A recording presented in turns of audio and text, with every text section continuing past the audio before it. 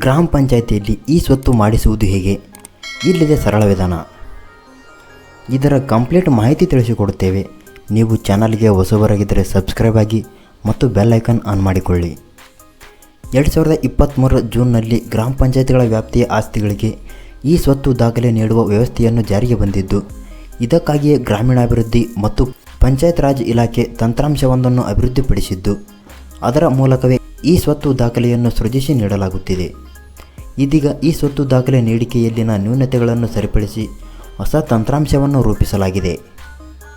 ಗ್ರಾಮೀಣ ಭಾಗದ ಆಸ್ತಿ ಮಾಲೀಕರು ಈ ಸ್ವತ್ತು ಪ್ರಮಾಣಪತ್ರ ಪಡೆಯಲು ಏನೆಲ್ಲ ನಿಯಮಗಳಿವೆ, ಅದನ್ನು ಪಡೆಯುವುದು ಹೇಗೆ, ಈ ಸ್ವತ್ತು ಪ್ರಮಾಣಪತ್ರ ಏಕೆ ಬೇಕು, ಈ ಸ್ವತ್ತು ನೋಂದಣಿಯಾದ ಆಸ್ತಿ ಚೆಕ್ ಮಾಡುವುದು ಹೇಗೆ ಇತ್ಯಾದಿ ಕುರಿತ ಸಂಪೂರ್ಣ ಮಾಹಿತಿಯನ್ನು ಈ ವಿಡಿಯೋದಲ್ಲಿ ತಿಳಿಸುತ್ತೇವೆ. ವಿಡಿಯೋವನ್ನು ಕೊನೆಯವರೆಗೂ ನೋಡಿ. ಈ ಸ್ವತ್ತು ಶುಲ್ಕವೆಷ್ಟು ನೋಡೋಣ. ಗ್ರಾಮ ಪಂಚಾಯಿತಿ ಆಸ್ತಿಗಳ ಈ ಸ್ವತ್ತು ಪ್ರಮಾಣಪತ್ರ ಪಡೆಯಲು ಎಷ್ಟೇ ಸರಳ ನಿಯಮ ರೂಪಿಸಿದರೂ ನಿವೇಶನ, ಮನೆಯ ಈ ಸ್ವತ್ತು ಮಾಡಿಕೊಡಲು ಪಿಡಿಒಗಳು ಹಣ ಕೇಳುವ ಆರೋಪಗಳಿವೆ. ಹಣ ಕೊಡದೇ ಹೋದರೆ ಜನರಿಗೆ ಸೇರಿದ ಆಸ್ತಿ ದಾಖಲೆಗಳನ್ನು ನೀಡಲು ಅನೇಕ ಕಡೆ ವರ್ಷಗಟ್ಟಲೆ ಸತಾಯಿಸುತ್ತಿರುವ ಬಗ್ಗೆ ರಾಜ್ಯ ಮಟ್ಟದ ಸಭೆಗಳಲ್ಲಿ ದೂರುಗಳು ಕೇಳಿಬರುತ್ತಿವೆ.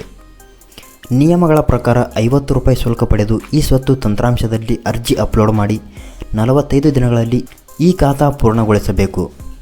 ಆದರೆ ಈ ಪ್ರಕ್ರಿಯೆ ಅನೇಕ ಕಡೆಗಳಲ್ಲಿ ವರ್ಷಗಟ್ಟಲೆ ಗ್ರಾಮಸ್ಥರು ಅಲೆದಾಡುವುದುಂಟು. ಲಂಚ ಬೇಡಿಕೆಯೂ ಕೇಳಿ ಬರುವುದುಂಟು. ಇಷ್ಟಕ್ಕೂ ಈ ಸ್ವತ್ತು ಏಕೆ ಬೇಕು ಎಂದು ನೋಡೋಣ. ಹಳ್ಳಿಗಳಲ್ಲಿ ಇರುವ ಸೈಟ್, ಮನೆ, ಕಟ್ಟಡಗಳಿಗೆ ಈ ಖಾತಾ ಬಹಳ ಮುಖ್ಯವಾಗಿದೆ. ಇಲ್ಲವಾದರೆ ಕಾನೂನಿನ ಅಡಿ ಮಾನ್ಯತೆ ಇರುವುದಿಲ್ಲ. ಈ ಖಾತಾ ಹೊಂದಿರುವ ಸ್ವತ್ತುಗಳನ್ನು ಉಪ ನೋಂದಣಿ ಕಚೇರಿಯಲ್ಲಿ ಸುಲಭವಾಗಿ ನೋಂದಾಯಿಸಬಹುದು.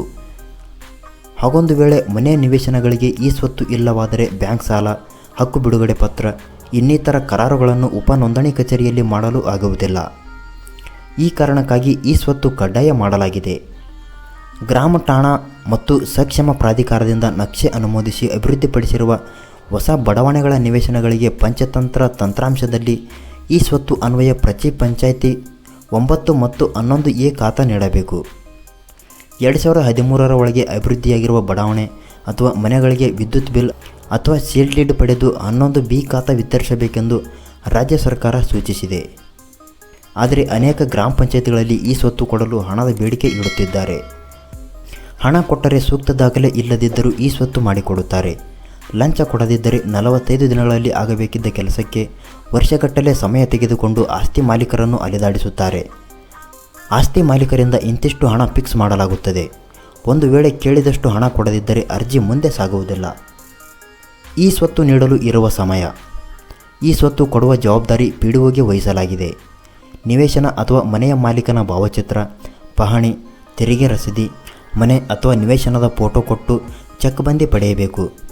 ದ್ವಿತೀಯ ದರ್ಜೆ ಸಹಾಯಕ ಅಥವಾ ಕಾರ್ಯದರ್ಶಿ ಅರ್ಜಿ ಪಡೆದು ಈ ಸ್ವತ್ತು ತಂತ್ರಾಂಶದಲ್ಲಿ ಅರ್ಜಿ ಅಪ್ಲೋಡ್ ಮಾಡಿ ಶುಲ್ಕ 50 ರೂಪಾಯಿ ಪಡೆಯಬೇಕು.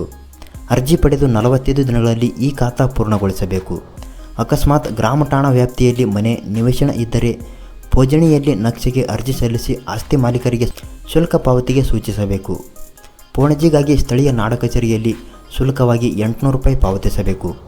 ಆಗ ತಾಲೂಕು ಸರ್ವೆ ಅಧಿಕಾರಿ ಸ್ಥಳಕ್ಕೆ ಬಂದು ಅಳತೆ ಮಾಡಿ ನಕ್ಷೆ ಸಿದ್ಧಪಡಿಸಿ ಆನ್ಲೈನ್ನಲ್ಲಿ ಅಪ್ಲೋಡ್ ಮಾಡುತ್ತಾರೆ.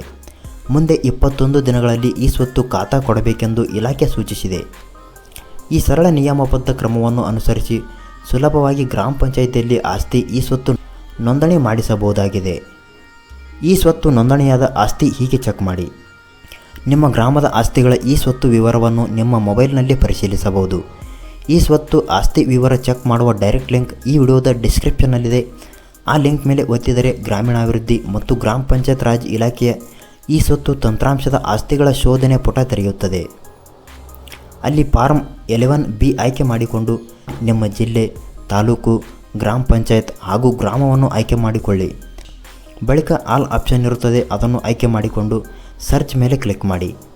ಆಗ ಗ್ರಾಮ ಪಂಚಾಯತ್ ವ್ಯಾಪ್ತಿಯಲ್ಲಿ ಈ ಸ್ವತ್ತಿನಡಿ ನೋಂದಣಿ ಮಾಡಿರುವ ಎಲ್ಲ ಆಸ್ತಿಗಳ ಮಾಹಿತಿ ಸಿಗುತ್ತದೆ. ಈ ಸ್ವತ್ತು ಆಸ್ತಿ ಚೆಕ್ ಮಾಡುವ ಡೈರೆಕ್ಟ್ ಲಿಂಕ್ ಈ ವಿಡಿಯೋದ ಡಿಸ್ಕ್ರಿಪ್ಷನ್ನಲ್ಲಿದೆ. ಹೋಗಿ ಕ್ಲಿಕ್ ಮಾಡಿ ಚೆಕ್ ಮಾಡಬಹುದು. ಈ ಮಾಹಿತಿಯ ಬಗ್ಗೆ ನಿಮಗೆ ಏನೆನಿಸುತ್ತದೆ ಕಮೆಂಟ್ ಮಾಡಿ ಮತ್ತು ವಿಡಿಯೋ ಇಷ್ಟ ಆದರೆ ಲೈಕ್ ಮಾಡಿ.